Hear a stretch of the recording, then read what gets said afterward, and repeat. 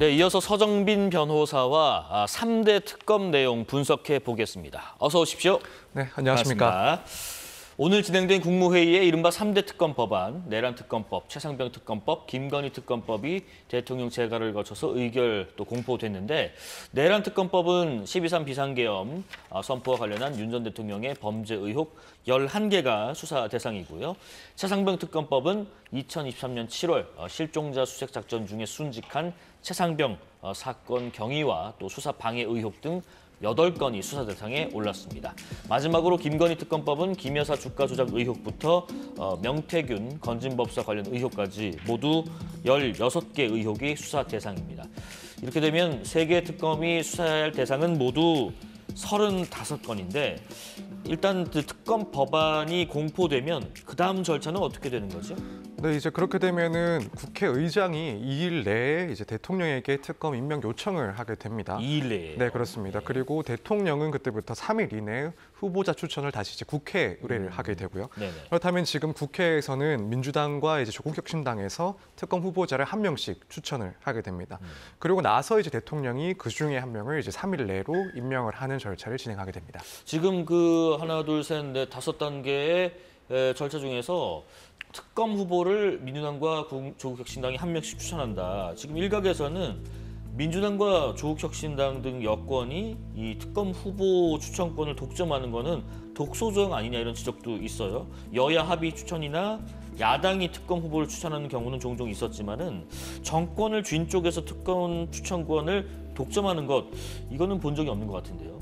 사실 그만큼 예외적인 상황이기 때문에 이런 특이한 절차들이 진행된다라고 보시는 게 맞지 않을까 개인적으로는 생각을 하고 있습니다. 네. 이제 통상적으로 이제 특검이 출범하는 경우는 현재 이제 현 정권에서 그 진행되는 그런 사건들, 수사기관의 그런 조사들을 신뢰할 수가 없다, 그렇게 신뢰할 수 없는 사건이다라고 보는 경우에 이제 출범을 하는 경우 등이 대부분인데, 그렇죠. 지금 같은 경우에는 어쨌든 윤석열 전 대통령이 탄핵이 되면서 전국이 바뀌었고 정권이 교체가 된 상황이기 때문에 여당에서 이렇게 특검에 대한 추천권을 갖는 그런 규정이 그대로 진행이 되는 상황으로 봐야 될 것 같습니다. 그래서 다른 사건들, 그런 특검들과는 조금 차이점이 있기 때문에 물론 이런 지적들은 가능하지만 이런 차이점을 감안한다면 어쩔 수가 없는 그런 규정들이 아닌가라고 생각이 됩니다. 예, 이번에 그 3특검과 관련해서 가장 많이 언급되는 것이 이제 파견 검사 규모인 것 같은데, 3개 특검에 120명의 검사가 파견된다고 하더라고요. 일각에서는 이게 대규모 인력 차출로 기존 수사에 대한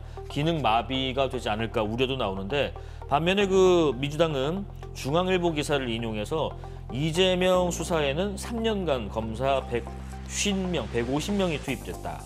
특검 기간은 이보다 짧다라고 주장하는데, 이 주장은 어떻게 좀 해석하시는지요?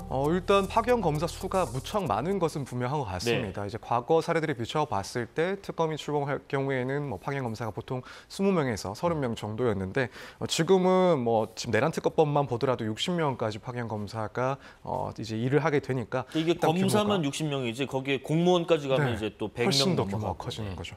그래서 규모적인 측면에서는 분명히 다른 사안들에 비해서 무척이나 크다라고 볼 수가 있는 것 같은데, 이제 민주당 측에서 이야기하는, 그러니까 이재명 대통령에 대한 과거 수사에서는 검사 150명이 투입이 됐다라는 그 주장은 사실 동일선상에서 비교하기는 조금 어려울 것 같습니다. 이 150명이라는 숫자는 결국 누적된 그런 담당 검사의 숫자가 아닌가 싶은데, 네. 반면에 이런 내란 특검 같은 경우에는 거의 동시에 진행이 될 것이기 때문에 이 120명이라는 검사 숫자는 분명히 많은 편이고, 지금 뭐 평검사 기준으로 했을 때 거의 10% 정도에 해당하는 규모인 만큼 일단 실제 실무에서, 그러니까 검찰청의 그런 실무에서 조금 지장이 발생할 수 있는 숫자다라고는 생각은 됩니다. 다만 이제 어쩔 수 없는 것은 네. 일단 3개의 특검이 한꺼번에 출범을 하는 특이한 상황이기도 하고, 각 특검마다 이제 조사 대상 자체가 무척이나 많습니다. 앞서 말씀하신 것처럼 이제 30개가 넘는 그런 대상들에 대해서 조사를 해야 되고, 네. 또 그 수사의 그런 난이도를 생각해 봤을 때도 결코 쉽지 않은 그런 사건들이다라고 생각을 해보면 일단 이 정도 규모 자체는 또 어쩔 수가 없는 사항이 아닐까라고 생각해 볼 수 있을 것 같습니다. 네. 자, 그러면 오늘 공포된 특검법 3개에 대해서 자세히 좀 보면요. 먼저 파견 검사 규모가 가장 큰 내란 특검법부터 보면은 최장 170일 동안 모두 11개 의혹을 들여다보게 됩니다. 국회에 군을 투입한 이유, 그다음에 뭐 정치인 등 체포 시도한 정황들에 대해서 쭉 들여다보게 되는데 기존 재판과 별개로 이 내란 특검법에서 수사에서 가장 핵심되는 의혹은 어느 부분인지요? 일단 내란과 관련해서는 네. 아무래도 이제 국무위원들에 대한 그런 조사들이 상당히 좀 진척이 있지 않을까 예상을 아. 해볼 수가 있습니다. 네네. 이미 윤 전 대통령이나 군 관계자들 같은 경우에는 재판이 진행되고 있는 상황이라서 비교적 이 특검의 영향은 조금 적지 않을까 싶은데 이제 그 밖에 비상계엄 당시에 회의에 참석을 했다라고 하는 국무위원들에 대한 조사 이 부분은 상당히 좀 중요한 쟁점이 될 것이다 이렇게 예상을 해볼 수가 있을 것 같습니다. 네. 그리고 이제 또 하나 이제 외환과 관련된 그런 수사 역시도 상당히 중요한 부분이 되지 않을까라고 생각이 됩니다. 북의 결국에는- 공격을 유도했느냐? 네, 그렇습니다. 이제 북의 공격을 유도했다라는 그런 의혹 그리고 사실은 그것이 이 12월 3일 비상계엄을 하기 위한 빌미였다라는 그런 의혹 등에 대해서도 지금 수사 대상으로 삼고 있는데 이 점에 대해서는 사실 기존의 수사기관이 구체적인 조사를 진행했다라고 보기 어려운 지점이라서 여기에 대해서 상당한 내용들이 이제 조사가 진행되지 않을까 이 부분들이 가장 중요한 쟁점이 될 것 같습니다. 이 지금 진행 중인 형사 재판의 어떤 내용들도 이 특검 수사 과정에서 인용이나 참고나 혹은 뭐 직접적으로 이제 이관이 되거나 이런 절차들이 있을 수가 있나요? 네, 가능합니다. 이제 만약에라도 현재 진행 중인 재판과 관련해서 추가적으로 제출할 만한 증거들이 확보가 됐다라고 한다면 그 점은 그런 자료들은 진행 중인 재판이라 하더라도 검찰 측을 통해서 혹은 뭐 특검을 통해서 제출은 가능합니다. 물론 어느 정도 한계는 있을 수밖에는 없습니다. 예를 들어 일단 재판이 진행 중이기 때문에 뭐 강제 수사를 통해서 확보한 그런 증거들은 제출하는 게 조금 어려울 수가 있고 다만 이미 수사를 통해서 확보되는 증거들에 대해서는 또 어느 정도 가치가 있다라고 평가가 된다면은 추가적인 증거로 제출할 수도 있습니다. 예, 앞서 그 국무위원에 대한 조사도 말씀해 주셨는데 계엄 당일에 윤 전 대통령과 추경호 당시 국민의힘 원내대표와 나경원 의원 간의 통화 사실도 얘기가 좀 나왔어요. 뭐 윤 전 대통령은 이미 미리 말을 못해서 미안하다고 한 게 전부다라는 입장인데 특검이 시작되면 혹시 이 국민의힘 의원들에 대한 수사도 불가피한가요? 일단 충분히 가능성은 있어 보이긴 합니다. 특검법에서 네. 수사 대상을 특별히 제한해 놓고 있지는 않기 때문에 어.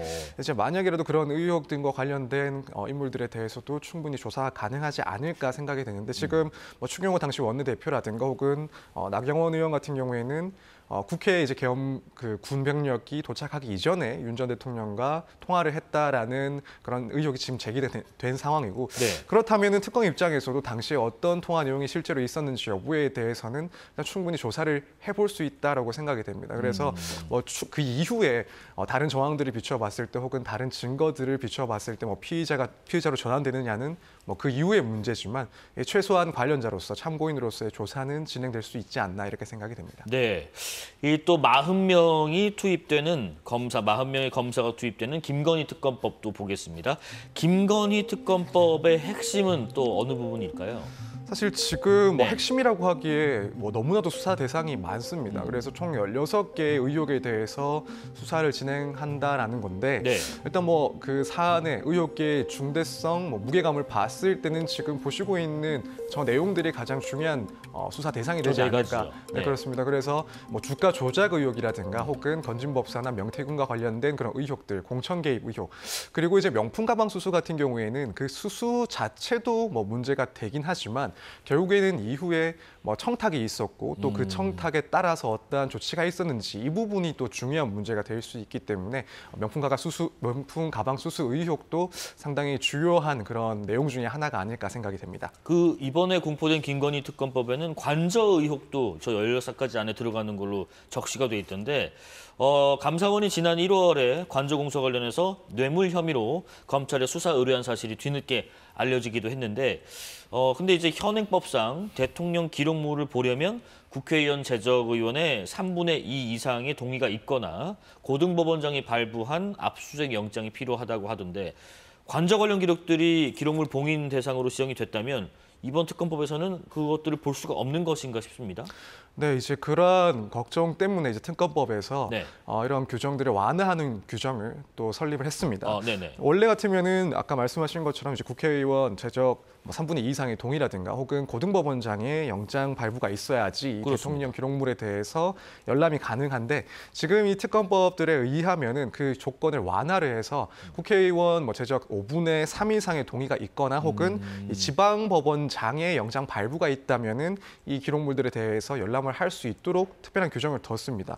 지금 국회 구성을 봤을 때 민주당 그리고 조국혁신당만 하더라도 5분의 3 이상의 동의를 구하는 것은 충분히 가능한 그런 인원을 차지하고 있기 때문에 결국에는 그런 대통령 기록물과 관련해서도 필요하다면은 충분히 열람할 수 있는 규정이 마련되어 있다 이렇게 보시면 될 것 같습니다. 기준이 좀 완화가 됐다는 말씀이시고 마지막으로 최상병 특검법 관련해서는 이 사망 경위도 경위지만은 대통령실이 수사를 정말 방해했는지 여부 그렇다면 불가피하게 윤 전 대통령을 정면 겨냥할 수밖에 없는 것 아닌가 싶기도 해요. 네, 그렇습니다. 결국에는 이 수사 외압과 관련해서 네. 최종적인 그 최초의 이런 외압이 시작된 곳이 어딘지를 찾는 것이 특검에서 가장 중요한 목표가 될 것이고 결국 거기에는 대통령실 나아가서는 윤 전 대통령에 대한 조사까지도 진행이 될 것이다 이렇게 분명히 볼 수밖에 없습니다. 따라서 이제 시간의 문제가 아닐까 결국 윤 전 대통령에 대한 소환 조사가 최종적인 이제 조사 방식이 되지 않을까 이렇게 예측을 할 수 있을 것 같습니다. 네, 만약에 외압이 있다면 어디서부터 시작된 것인가? 그렇다면 그 외에 800에 7070 이 전화가 대체 누가 건 것이냐, 어디서 발신한 것이냐 이런 부분들도 밝혀질 수 있나요? 그렇죠. 지금 이 번호 같은 경우에는 이종섭 당시 국방부 장관이 네. 최상무 사건 이첩 보류 지시를 하기 전에 통화를 한 번호입니다. 그래서 누가 이 번호를 실제로 사용했는지에 대해서는 아직까지 규명이 되지 않은 상태인데 이제 결국에는 특검을 통해서 이 당시에 이종섭 전 장관과 통화를 했던 사람이 누구인지를 확인하게 되면 그 외압의 시작이 어디서였는지를 확인할 수 있는 부분이기 때문에 예. 이 발신자 역시도 이제 조사를 통해서 확인을 할 내용이다 이렇게 보여집니다. 지금 3대 특검법을 보면요. 공포된 날부터 수사가 끝나는 날까지 각 사건들에 대한 공소시효를 정지하는 것으로 명시가 돼 있던데 이게 또 예외 조항이고 그러면 위헌 소지가 있는 거 아니냐 뭐 이런 지적도 있는 것 같아요. 네, 그런 문제 제기는 충분히 가능합니다. 네. 일단 공소시효 같은 경우에 정지를 한다거나 혹은 연장을 하는 규정을 둘 경우에는 이게 결국에는 처벌이 가능한지 가능하지 않은지를 결정지을 수 있는 그런 문제라서 특정 사건에 이런 규정을 둔다라고 한다면 사실 위헌 문제는 제기가 될 수가 있긴 합니다. 그리고 실제로 이제 앞으로를 예상을 해봤을 때 이 특검법에 의해서 공소시효 기간 정지 규정을 적용받는 피고인들 같은 경우에는 이 점을 분명히 문제 제기하지 않을까. 나아가서는 헌법 재판을 통해서 다투지 않을까 예상을 좀 해볼 수가 있을 것 같습니다. 네. 이렇게 헌법재판소에서 다투어질 가능성은 있어 보이는데 다만 이제 헌법재판소에서도 이런 공소시효 정지라든가 연장과 관련해서 판결을 할 때 과연 이제 이걸 통해서 얻을 수 있는 공익이 큰지 혹은 침해받는 그런 사인의 신뢰가 더 큰지를 따지게 됩니다. 그런데 이 내용들을 봤을 때 사실 결국엔 전국적으로 헌법재판소에서 이걸 위헌이라고 판단하기엔 조금 어렵지 않을까. 실제로도 공소시효 정지와 관련해서 헌법재판소에서 다루어진 사건들은 있지만 위헌 판단을 받은 사건은 좀 찾아보기 힘들기 때문에 네. 이걸 본다면은 사실 문제 제기에 그치지 않을까라고 개인적으로는 그렇게 생각하고 있습니다. 마지막으로요. 지금 보면은 김건희 특검법 의혹이 16건으로 제일 많고 내란 특검법 의혹은 11건인데 왜 내란 특검법의 파견 검사가 가장 많은지 이 사건의 성격이 최상병 특검법이랄지 김건희 특검법과는 좀 다르다는 얘기가 있어요. 네, 일단 그 사안 자체의 중대성이 너무나도 비교를 했을 때 크기 때문에 이 규모에서도 차이가 있을 수밖에 없다라고 생각이 들고 또 한편으로는 수사의 그런 난이도를 예상을 해보자면 다른 사건들에 비해서는 더욱 좀 난이도가 높지 않나 이렇게 생각이 됩니다. 네. 일단 이 내란 특검법이 대상으로 삼고 있는 내용 중에는 외환도 포함이 되어 있습니다. 그렇다면은 이제 군 관계자, 군 분야에 대한 수사도 진행이 돼야 되는데 이 부분은 이제 다른 사건들과는 좀 차이점이 또 있을 수 있는 부분이고 그렇다면 그렇다면은 특성도 있고. 네, 그렇습니다. 그렇다면은 인력이 조금 더 필요할 수도 있습니다. 또 한편으로는 이 관계자들 역시도 상당히 다수가 될 수가 있고 또 한편으로는 고위직 그런 공무원들이 대상이 될 수도 있기 때문에 다른 사안들에 비해 수사가 진행되는데 상당히 좀 난이도가 있는 편이다라고 생각이 됩니다. 그럼 결국에는 이런 사안의 중대성이라든가 수사의 대상 혹은 난이도를 비교했을 때 가장 많은 인원이 필요한 특검이란 것은 맞지 않나. 그래서 차이가 있지 않나 이렇게 생각을 하고 있습니다. 예. 자, 서정빈 변호사와 3대 특검 내용 분석해봤습니다. 고맙습니다. 감사합니다. 6월 10일 화요일 사사건건은 여기까지입니다. 시청해주신 여러분 고맙습니다. 내일 뵙겠습니다.